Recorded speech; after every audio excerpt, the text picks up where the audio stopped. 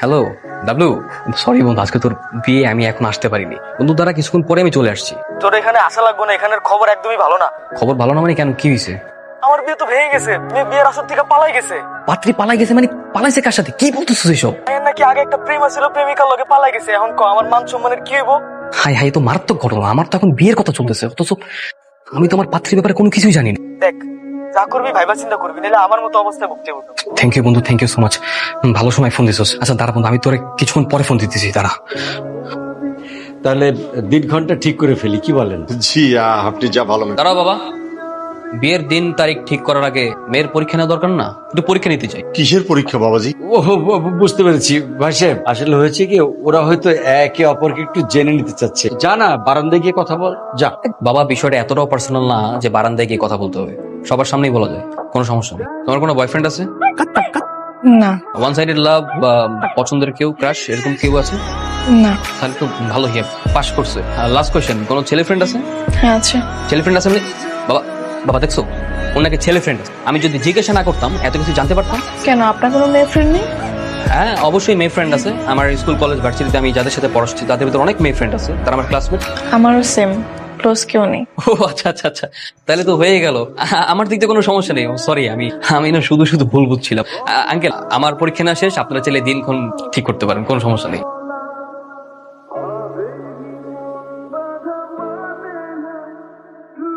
Hello, এই কি অবস্থা? কোথায় আপনি? নেক্সট ফ্রাইডেতে আমাদের বিয়ে না, তাই শপিং এ যাচ্ছিলাম। রাখেন তো আপনার শপিং করা, আপনার সঙ্গে আমার ইম্পর্টেন্ট কথা আছে। কি কি হয়েছে বলো? আমার বয়ফ্রেন্ড আছে। কি ফাইজলামি করো, কি বলছো এসব? হ্যাঁ আগে বলো নাই কেন? আগে কেন বলো নাই যে তোমার বয়ফ্রেন্ড আছে? তখন জিজ্ঞেস করার সময় তো মিথ্যা বলছিলে, খুব প্রমাণ করছিলে যে খুব সতী সাবিত্রী মেয়ে। কিভাবে বলবো? বাবা মা সবার সামনে কি বলা যায় নাকি যে আমার বয়ফ্রেন্ড আছে? তোমার এই কথার উপর ডিপেন্ড করে যে আমাদের বিয়েটা ঠিক হয়েছে। আমার বাবা যে পুরো এলাকাবাসীকে দাওয়াত দেওয়া শুরু করছে, এখন যদি তারা জানতে পারে যে তোমার বয়ফ্রেন্ড আছে, তখন আমার কি অবস্থা হবে ভাবছো একবারও? তুমি ফাইজলামি করো। তো আমি কি করব বলেন? সত্য তো লুকিয়ে রেখে লাভ নেই, তাই না? আমি যদি বিয়ের পর দিন পালিয়ে যেতাম তখন কি হতো? তখন তো আরো মান সম্মান যেত। তোমার সাথে ফোনে না, তোমার সাথে আমি সামনাসামনি কথা বলবো। তুমি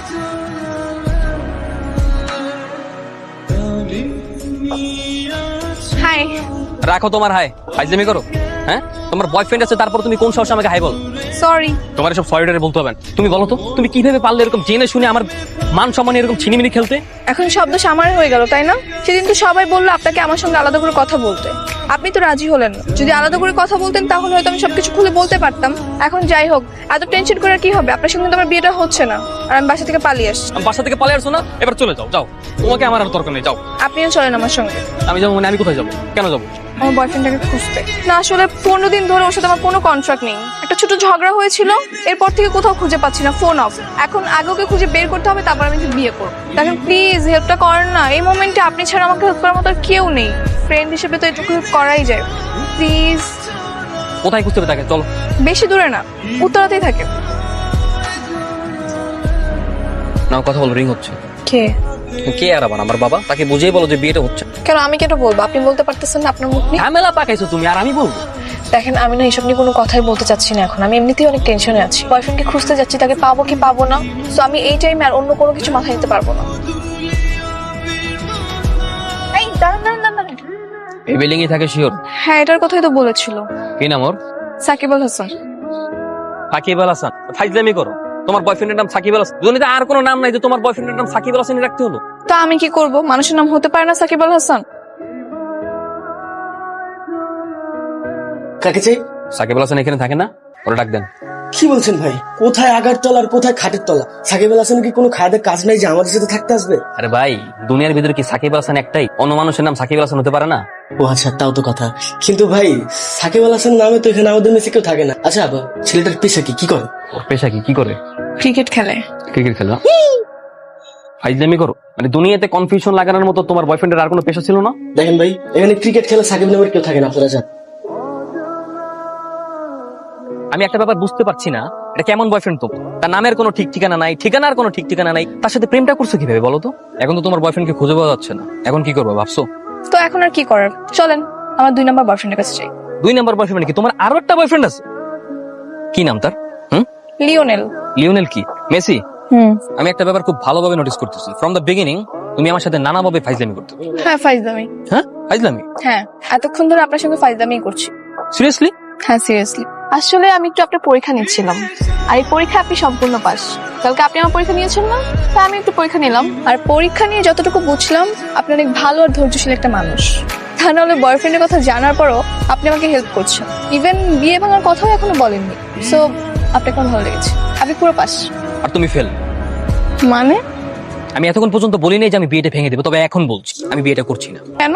লিসেন ফারিয়া, পরীক্ষা জিজ্ঞাসাবাদ এক জিনিস, আর মানুষের ইমোশন নিয়ে খেলাধুলা করা আরেক জিনিস। তোমার কাছে কি মনে হয় আমি ফাইজলামির জিনিস? আমার সাথে ফাইজলামি করা যায়? এই যে বিয়ে সেটি সবকিছু আয়োজন সবকিছু ফাইজলামির, আমি বিয়েটা করছি না, নেভার। দেখেন, আম সরি, আমি আসলে বুঝি না আপনি এত সিরিয়াস হয়ে যাবেন। আমি একটু আপনার পরীক্ষায় নিচ্ছিলাম, ফাইজলামির জন্য আপনি এত বড় একটা সিদ্ধান্ত নিবেন না প্লিজ। না ফারিয়া, আমি আমার সিদ্ধান্ত চেঞ্জ করছি না। দেখেন, এভাবে বলবেন না, আমার বাবা শুনে অনেক কষ্ট পাবে। No way Faria. একবার শুনে যান না আমার কথা।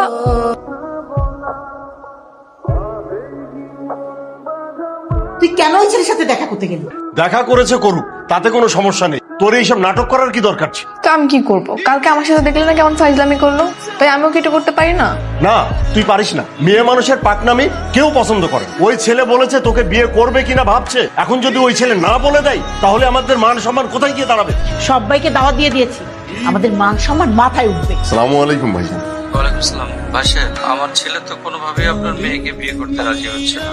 আমি অন্য জায়গায় ট্রাই করি, আপনারাও বিয়ের জন্য অন্য জায়গায় ট্রাই করেন প্লিজ। কি বলেছে উনি? কি আবার বলবে? ওই ছেলে তোমার মেয়েকে বিয়ে করতে পারবে না। বাবা কি হয়েছে? কি ব্যাপার বাবা, কোনো সমস্যা? তুই কাল বিয়েটা ভেঙে দিতে বললি না? হ্যাঁ, বিয়ে ভাঙার খবরে উনি স্ট্রোক করছিলেন, হাসপাতালে নিয়ে যায় দেখা গেছে উনি মারা গেছে। হ্যাঁ,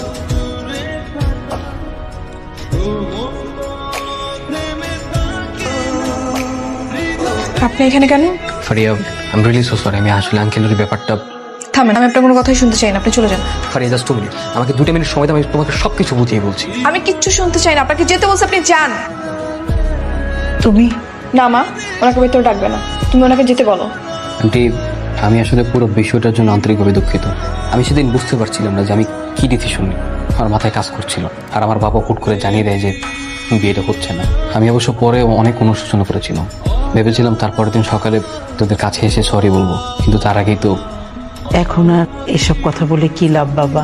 যা হবার তা তো হয়েই গেছে। আন্টি, আমি এখানে আমার একটা সিদ্ধান্ত জানাতে এসেছি। আন্টি, আমি ফারিয়াকে বিয়ে করতে চাই। এখন আপনি যদি সম্মতি দেন। কিন্তু এখন এই অবস্থায়? আন্টি, এই অবস্থাতেই হবে, এই অবস্থাতেই আমি ফারিয়াকে বিয়ে করবো। দেখো, এখানে আমার কি বলার আছে? ফারিহা যদি রাজি থাকে আমার কোনো আপত্তি নেই। আন্টি, আজকে তাহলে আমি আসি। আসসালামু আলাইকুম। ফারিয়া, ফারিয়া জাস্ট আমাকে 5 মিনিট সময় দাও, প্লিজ। আমি আইব, তুমি বুঝতে পারবে। ফারিয়া, ফারিয়া, ওই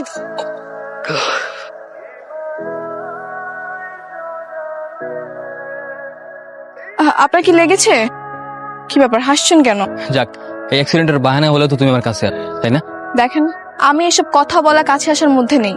আমি আপনাকে ক্লিয়ারলি একটা কথা বল, আপনি প্লিজ আমাকে আর ফলো করবেন না।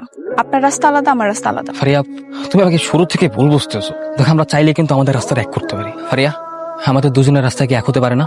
না, পারি না। ফারিয়া, ফারিয়া, লাস্টবারের মতো বলে যাও, আমরা কি এক হব না? না। ফারিয়া, এভাবে আর কতদিন মন খারাপ করে থাকবি? যা হওয়ার তা তো হয়ে গেছে। আপু, এই ফুলটা আপনার জন্য। Thank you. আর I love you. I love you too. না না, আমি আই লাভ ইউ বলিনি, ওই যে ভাইয়াটা আপনাকে বলতে বলেছে। কেন আমার পিছনে লেগে আছে? কথা ছিল। আমার কোনো কথা নেই। ফারিয়া, ফারিয়া প্লিজ। হাত ছাড়েন। না প্রেমী, হাত ছাড়। হাত ছাড়তে বলছি। ভাই কি এখানে সমস্যা কি? কি হয়েছে মানে? কই ভাই, আমাদের তো কোনো সমস্যা নাই। আপনারা যান, আপনাদের কাজে যান। আমাদের কাজে যাবো মানে? সুন্দরী একটা মায়া পেয়ে ডিস্টার্ব করতেছস, আমাকে চেয়ে দিয়ে হুম তোরা ভাবলি কেমনে? ওই বেটা ম্যাডাম, আপনার যে হাত ধরছে আপনার চিনেন? না, আমি চিনি না। আপনি জানার বিষয়টা আমরা দেখতেছি।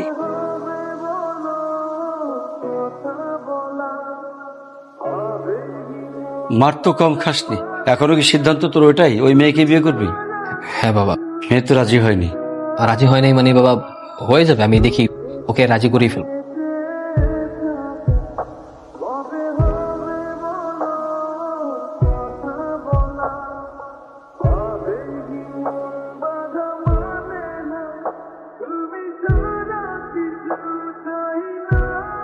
ফারিয়া দাঁড়াও।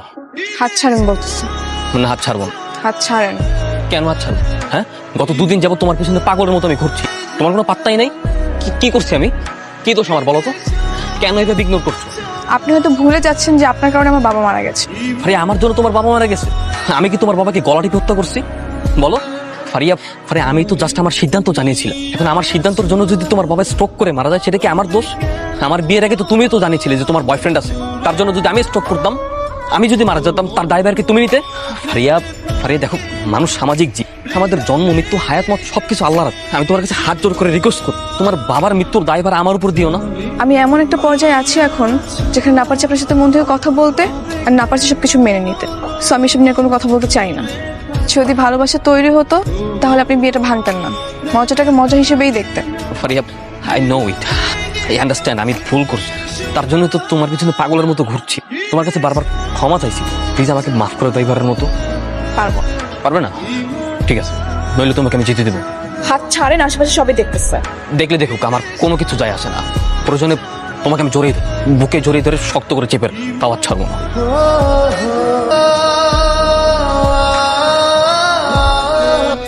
ছেলেটাকে এত কষ্ট দিচ্ছিস কেন? আমি সব জানি, ছেলেটা অনেক কষ্ট পাচ্ছে। ওর বাবা আমাকে ফোন করেছে, তোর মতামত জানতে চাইছে। ছেলেটা তোকে অনেক ভালোবেসে ফেলেছে, বিয়ের জন্য রাজি হয়ে যা। আমার কি মনে হয় জানিস, এটাই ভালো সিদ্ধান্ত।